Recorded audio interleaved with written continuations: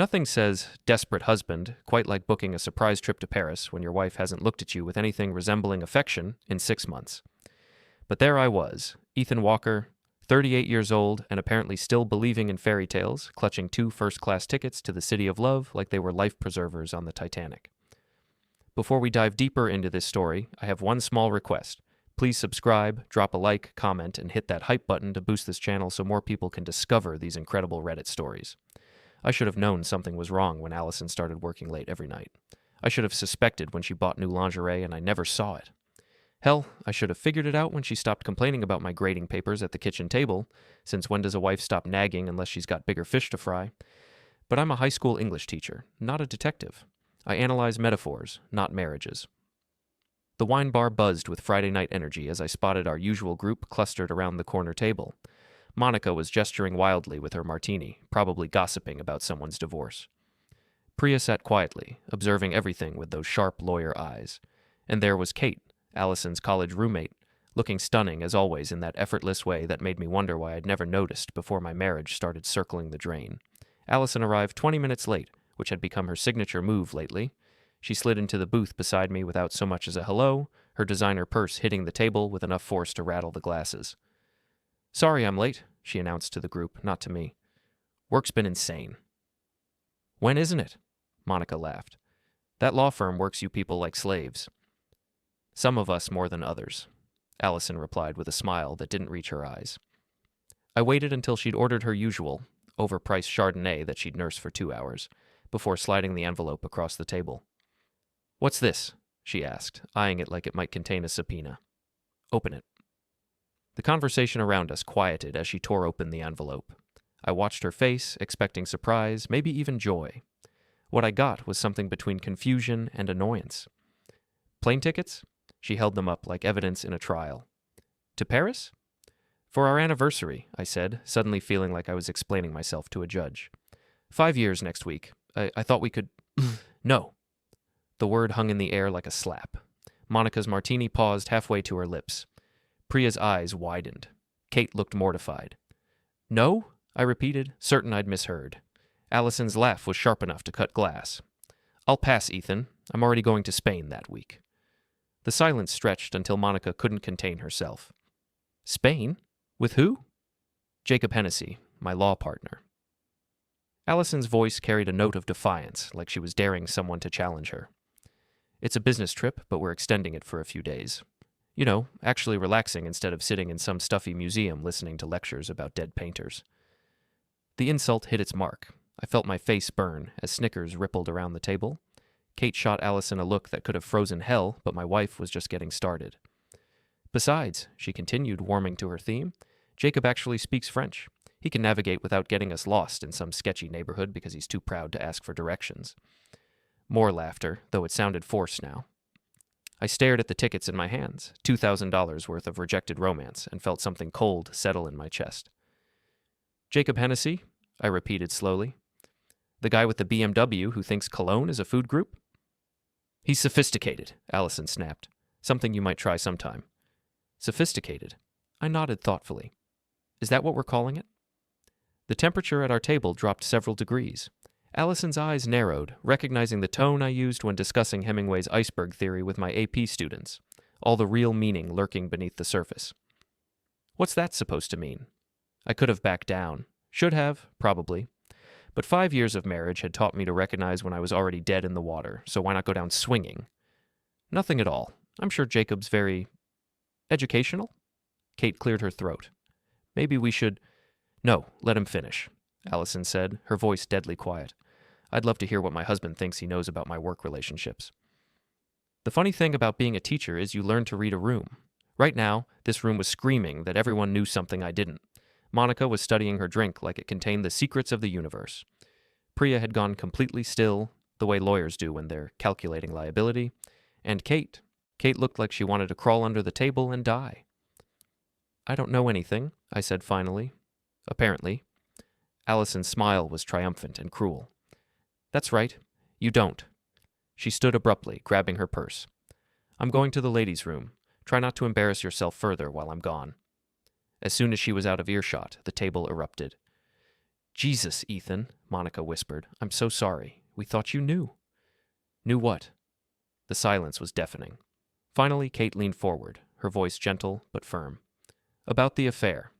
2 words, simple, devastating, and somehow not surprising at all.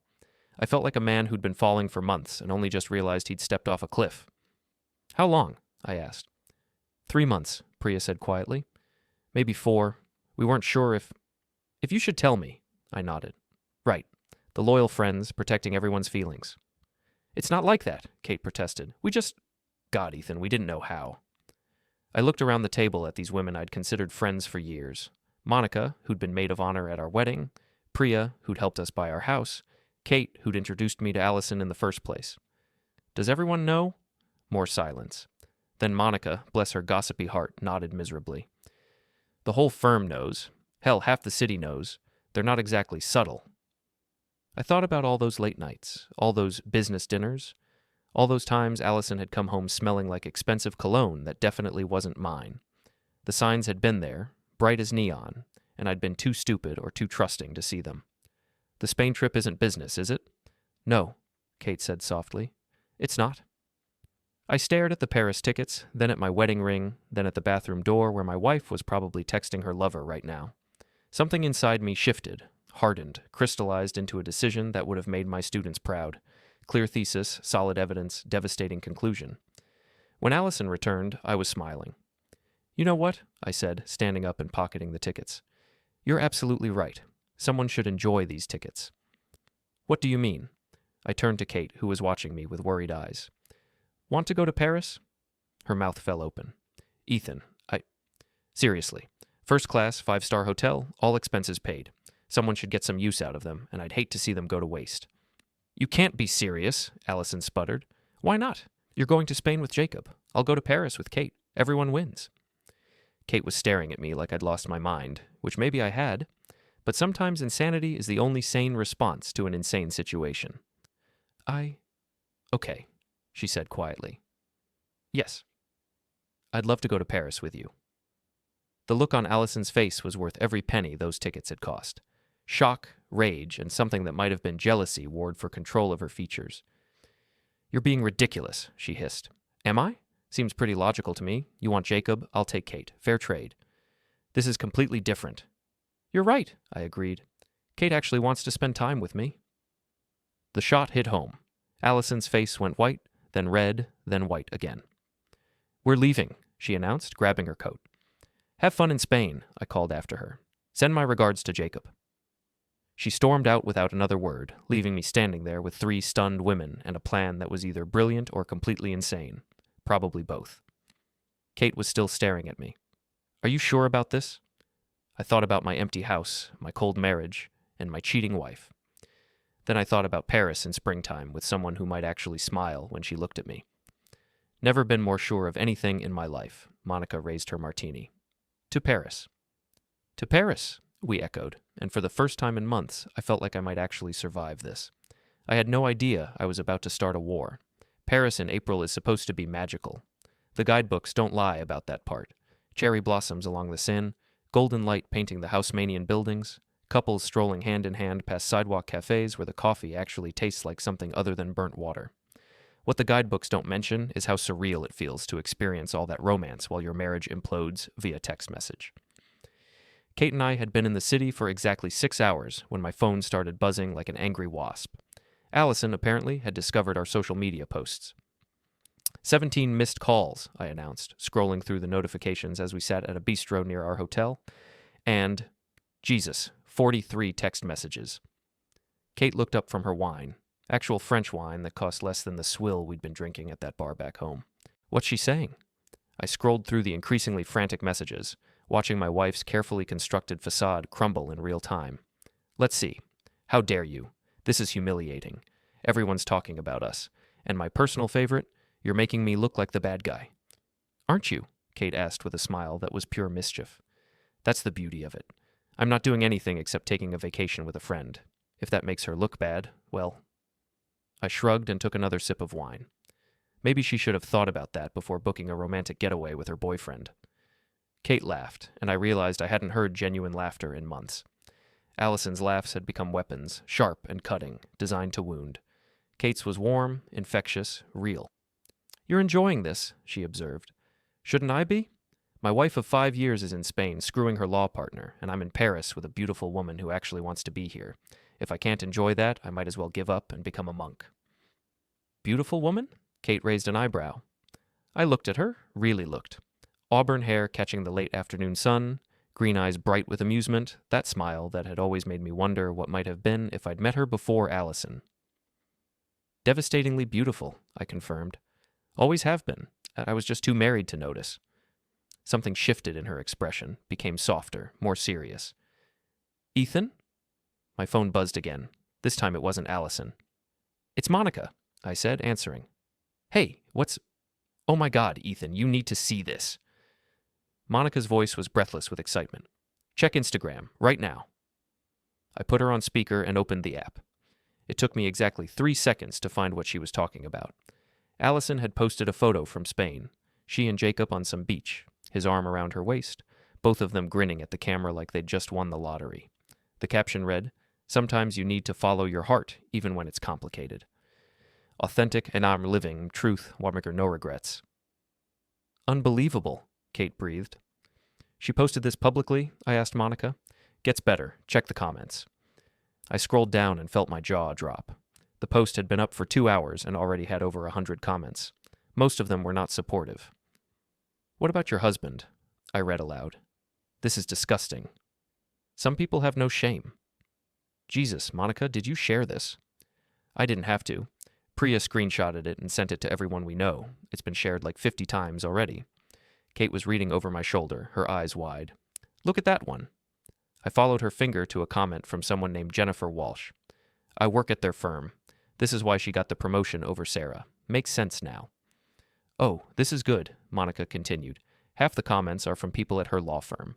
Apparently office affairs are frowned upon there. Who knew?" I felt a slow smile spreading across my face. She's destroying herself. "And Jacob," Monica added gleefully. "Someone posted a link to his wife's Facebook. She's not happy." I could imagine. Jacob Hennessy, pillar of the legal community, devoted family man, caught red-handed with his married law partner on a Spanish beach. "What should I do?" I asked. "Nothing," Kate said firmly. "Absolutely nothing. Let her dig her own grave." She was right, of course. But I was feeling vindictive, and Paris makes you feel like anything is possible. I opened my own Instagram and scrolled through the photos we'd taken that day.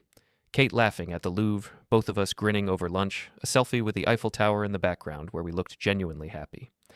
I selected the best one, us at dinner, Kate's hand resting casually on my arm, both of us relaxed and smiling, and crafted my own caption. Paris is for lovers, but it's also for friends who remind you what happiness looks like. Sometimes the best trips are the unexpected ones. Grateful. Moving forward, life is good. I tagged Kate and hit post. "You didn't," she said, watching over my shoulder. "I did." My phone immediately started buzzing with likes and comments. Within minutes, the post had more engagement than anything I'd ever shared.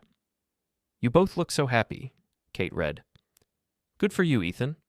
Kate's always been gorgeous. "Oh, look at this one. Finally, someone who appreciates you." Monica was cackling on the speaker. "This is better than reality TV. Alison's going to lose her mind."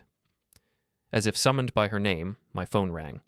Alison's contact photo, a picture from our honeymoon where she actually looked happy to see me, filled the screen. "Answer it," Kate urged. "Put her on speaker." I accepted the call. "Hello, Alison. What the hell do you think you're doing?" Her voice was shrill with rage. "Having dinner in Paris? The escargot is excellent, thanks for asking." "Don't you dare get cute with me. That post? Which post? The one where you're practically making out with Jacob on a beach, or the one where I'm having dinner with a friend?" "You know exactly what I mean. Everyone thinks that you and Kate are what? Enjoying ourselves? Having a good time? Smiling? Yeah, I can see how that would be confusing for you." Kate covered her mouth to stifle a laugh. "This is humiliating," Alison hissed. "People are calling me a cheater." The irony was so thick you could cut it with a knife. Gee, I wonder why. "That's completely different. Jacob and I have a real connection. We understand each other. This thing with you and Kate is it's just revenge." "Maybe. Or maybe it's two friends making the best of a bad situation. Does it matter? There was a long pause. When Alison spoke again, her voice was dangerously quiet. If you think I'm going to let you humiliate me like this, you're wrong. Very wrong. Humiliate you? Alison, you posted a romantic beach photo with your boyfriend while you're still married to me. I posted a dinner photo with a friend. If one of those is humiliating, it's not mine. This isn't over, Ethan. No, I agreed, looking across the table at Kate, who was watching me with something that might have been admiration. I don't think it is. Alison hung up without another word. Kate raised her wine glass. To not being over. To just getting started, I corrected and clinked my glass against hers. My phone buzzed with a text from an unknown number. Saw the posts. Good for you, man. She had it coming. Mark Thompson, my best friend and fellow teacher. If he was reaching out, word had definitely spread through our entire social circle. Then another text, this one from my principal. Enjoy Paris. See you Monday. Don't do anything I wouldn't do. Even Mrs. Henderson knew. Jesus. How do you feel? Kate asked, studying my face. I considered the question seriously. How did I feel? Angry, yes. Hurt, definitely. But also liberated. For the first time in years, I wasn't walking on eggshells, wasn't trying to anticipate Alison's moods, wasn't pretending everything was fine when it clearly wasn't. Free, I said finally. I feel free. Kate's smile was radiant. Good, because tomorrow we're going to Versailles, and I want you to enjoy every minute of it. Even if it drives Alison crazy? Especially if it drives Alison crazy, I raised my glass again. To driving Alison crazy. To driving Alison crazy, she echoed. Somewhere in Spain, my wife was probably plotting my destruction. But here in Paris, with the city lights beginning to twinkle and a woman who actually liked me sitting across the table, I found I didn't care. Let her plot. I was just getting warmed up. Coming home from Paris felt like stepping from Technicolor back into black and white. The magic of cobblestone streets and sidewalk cafes evaporated the moment our plane touched down at Logan, replaced by the harsh fluorescent reality of baggage claim and the parking garage where my sensible Honda Civic waited like a faithful dog. Kate squeezed my hand as we stood beside our respective cars. Thank you, she said simply, for the best week of my life. Thank you for saving me from the worst week of mine. We'd grown closer over those 7 days, but carefully, respectfully. A few kisses, some hand-holding, long conversations that stretched into the early morning hours. Nothing that crossed any lines that couldn't be uncrossed, but enough to remind me what it felt like to be wanted. What happens now? She asked. Now I go home and see what's left of my life. And us? I looked at her. Beautiful, kind, patient Kate, and felt something twist in my chest. I need to deal with Alison first. Clean up this mess, then we'll see. She nodded, understanding. I'll wait. Within reason. Within reason, I agreed and kissed her goodbye. The drive home took 20 minutes but felt like 20 years. Every familiar landmark reminded me of my old life, my old marriage, my old self who'd been too blind or too stupid to see what was happening right in front of him. My house looked exactly the same from the outside, colonial blue with white trim, perfectly manicured lawn, the American dream in suburban form. But as I pulled into the driveway, I noticed Alison's BMW wasn't there. Good. I needed time to think, to plan, to figure out my next move. I unlocked the front door and immediately knew something was wrong. The house felt different. Emptier somehow, like a museum after closing time. It took me 3 steps into the living room to figure out why. Half our stuff was gone. The expensive coffee table Alison had insisted we needed, gone. Her grandmother's antique lamp, gone. The wedding photos that had lined the mantelpiece, gone, leaving behind rectangular patches of unfaded paint like ghosts on the wall. I walked through the house in a daze, cataloging the missing pieces. Her clothes, obviously, her jewelry, her books, her laptop, her collection of wine glasses that cost more than my car payment, but also things that weren't clearly hers. The good silverware, the flat-screen TV, the sound system I'd bought with my own money. On the kitchen counter, I found a note written in her precise lawyer handwriting. Ethan, I've taken what's mine and what I need to start over. Don't bother trying to contact me. My attorney will be in touch about the divorce. Try not to embarrass yourself further. A. I read it twice, then crumpled it up and threw it in the trash. Then I opened a beer, one of the few she'd left me, and sat in my empty living room, trying to process what had just happened. My wife had robbed me blind while I was in Paris. My phone rang. Mark Thompson's name flashed on the screen. Hey, buddy, how was... Jesus, you sound terrible. What happened? She cleaned me out, Mark. Took half the house while I was gone. Silence. Then, that bitch? Pretty much. Want me to come over, bring pizza and beer, and help you plot her demise? Actually, yeah, that sounds perfect. Mark arrived 40 minutes later with reinforcements, pizza, a case of beer, and his wife Susan, who took one look at my ransacked living room and started cursing like a sailor. That vindictive cow, she spat, surveying the damage. She took the coffee table but left you the coasters.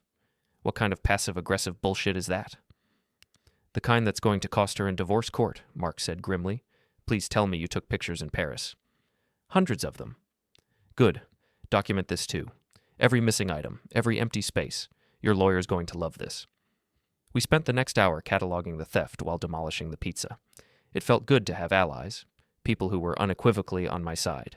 I'd forgotten what that felt like. So what's the plan? Susan asked, settling back with her beer. Because I assume there is a plan. You've got that look?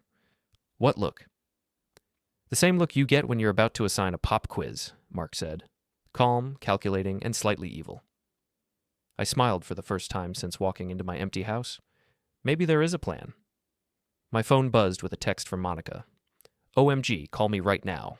I put her on speaker. What's up? Have you seen the news? What news? Channel 7. Turn it on. Now.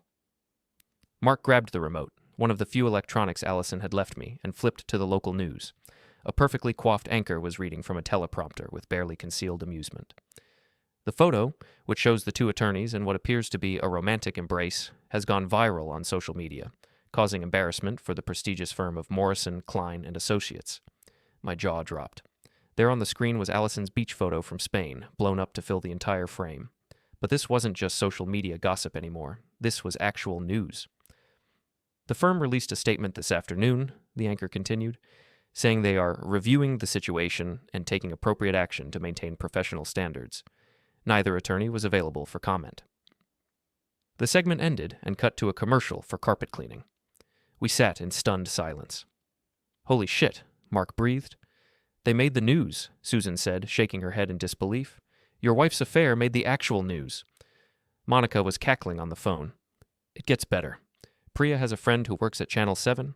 Apparently, someone sent them the photo along with a whole dossier about office affairs and preferential treatment. The station couldn't resist.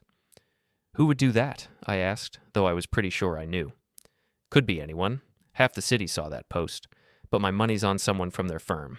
Alison wasn't exactly popular there. After Monica hung up, we sat in contemplative silence. Finally, Susan spoke up.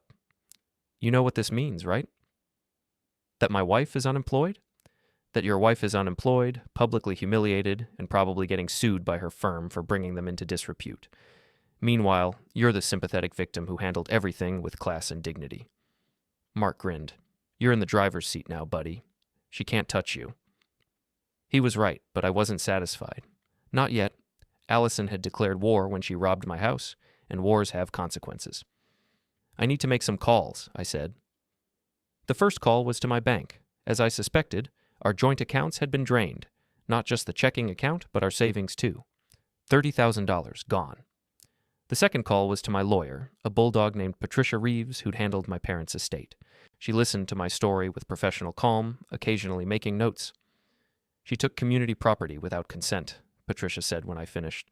That's not going to look good in divorce proceedings. And the public affair? Even better. Massachusetts is a no-fault state, but judges are still human. They don't like cheaters. What's my next move? Document everything. File for divorce first. Beat her to the punch. And whatever you do, don't do anything stupid. You're winning right now. Don't give her ammunition. The third call was to my principal, Helen Morrison. I figured I should give her a heads up before the gossip mill reached the school. Ethan, I'm so sorry, she said after I explained the situation. If you need time off, actually, I'd prefer to stay busy. Work is about the only normal thing in my life right now. Of course. And Ethan? For what it's worth, I think you handled this whole thing with remarkable grace. That Paris trip was inspired. After I hung up, Mark was looking at me with something like admiration. You're not the same guy who left for Paris, he observed. What do you mean? The old Ethan would have been crying into his beer, wondering what he did wrong. This Ethan is planning a counterattack. He was right. Something had changed in me over the past week. Maybe it was Kate's influence, or maybe it was just the clarity that comes from having nothing left to lose. But I felt different, stronger, more focused, more dangerous. Alison wants a war, I said quietly. She's about to get one. Susan raised her beer. To war. To winning, I corrected. As my friends left that night, I stood in my empty living room and felt something I hadn't experienced in years. Anticipation. Alison thought she'd won by taking my stuff and humiliating me publicly. She had no idea what was coming. I pulled out my phone and started making a list. By the time I was done, it was 3 pages long. Let the games begin. Monday morning at Jefferson High School felt like stepping into a fishbowl. The story had spread through the faculty like wildfire over the weekend, and I could feel eyes on me from the moment I walked through the front doors. Mr. Walker! Jenny Martinez, one of my AP students, bounded up to me with the enthusiasm only teenagers can muster for other people's drama.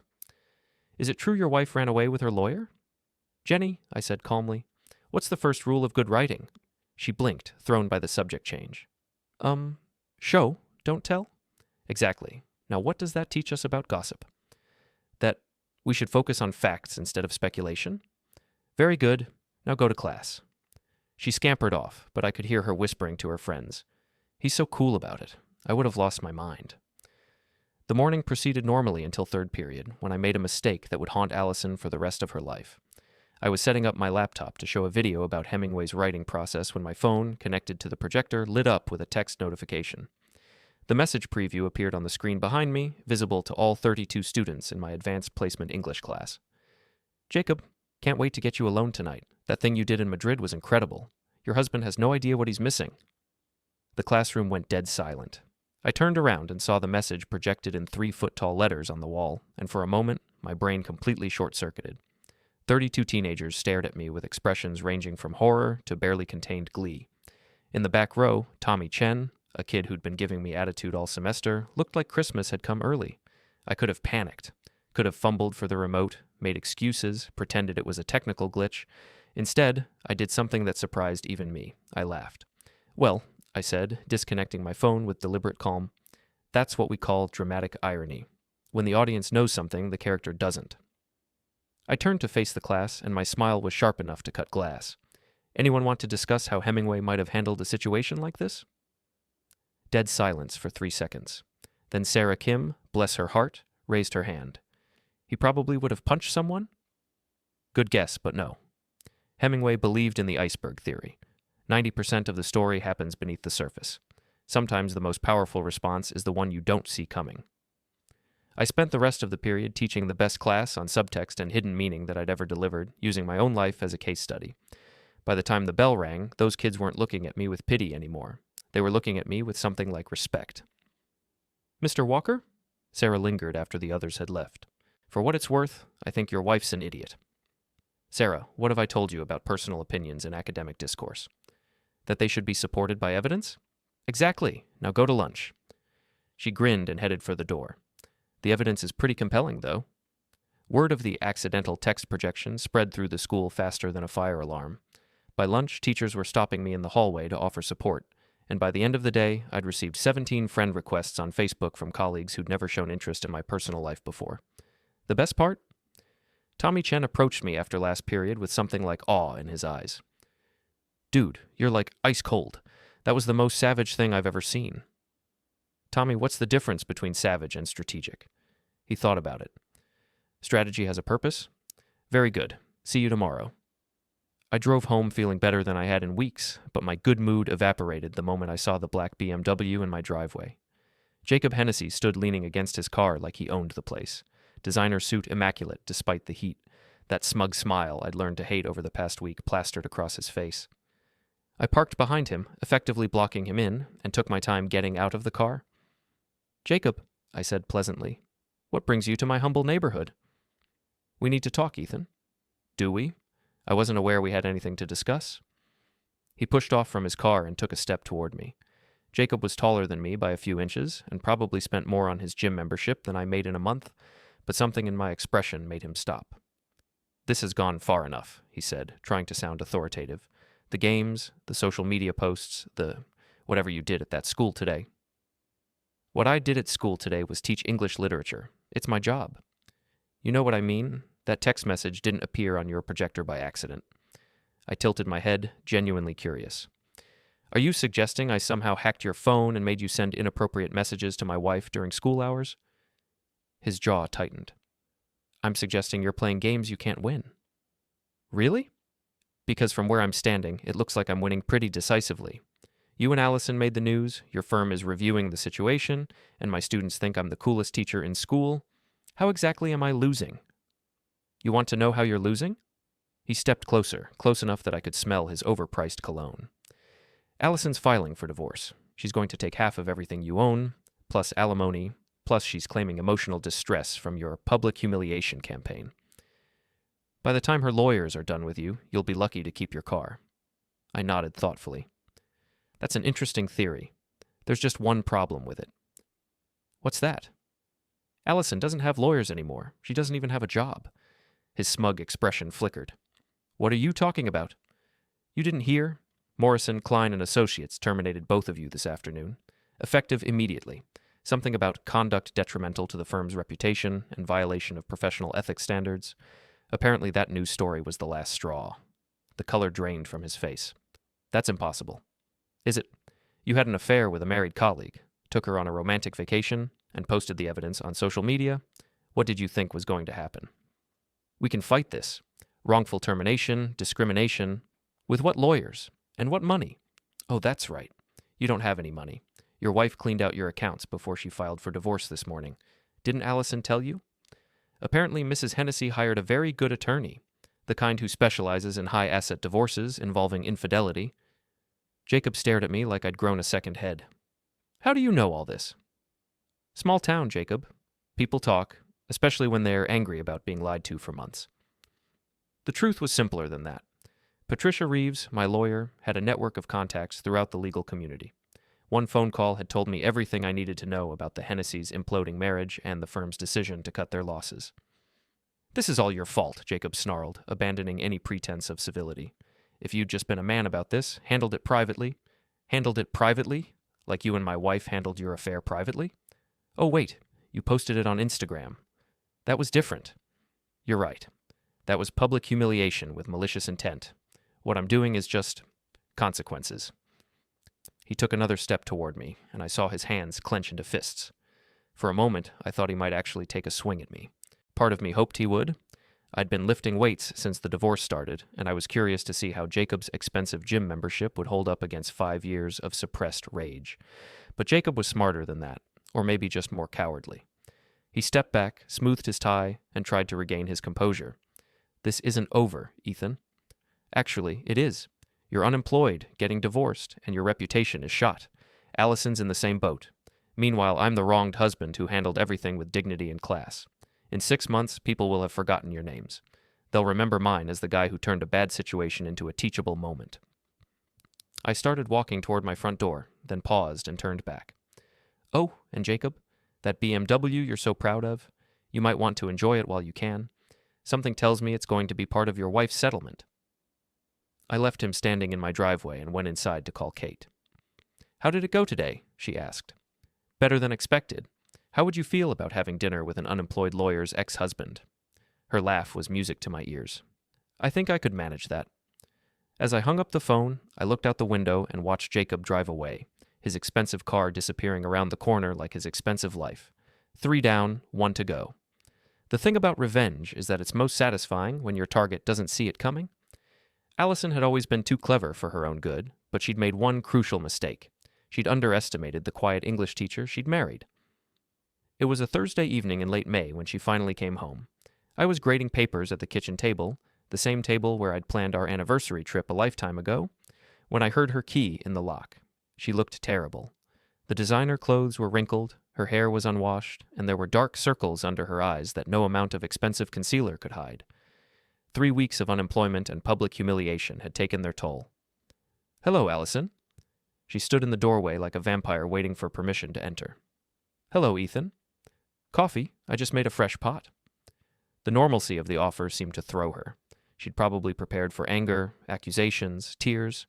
She hadn't prepared for politeness. Yes, thank you. I poured 2 cups and set one in front of her old chair. She sat down carefully, as if the furniture might bite her. "You look tired," I observed. "I haven't been sleeping well." "I imagine not. Unemployment will do that to you." She flinched. "Ethan, how's Jacob?" Another flinch. "We're taking a break." "A break? How modern. Is that before or after his wife takes him for half his assets?" "You don't have to be cruel." I looked up from my papers, genuinely surprised. "Cruel? Alison, I offered you coffee. I asked about your boyfriend. I'm being positively cordial." "You know what I mean?" "Actually, I don't. You had an affair, posted it on social media, robbed our house, and tried to destroy me in divorce court. I made some social media posts and taught my students about dramatic irony. Which one of us is being cruel?" She wrapped her hands around the coffee mug like it was a lifeline. "I came to apologize." "Did you?" "And to ask if we could work things out."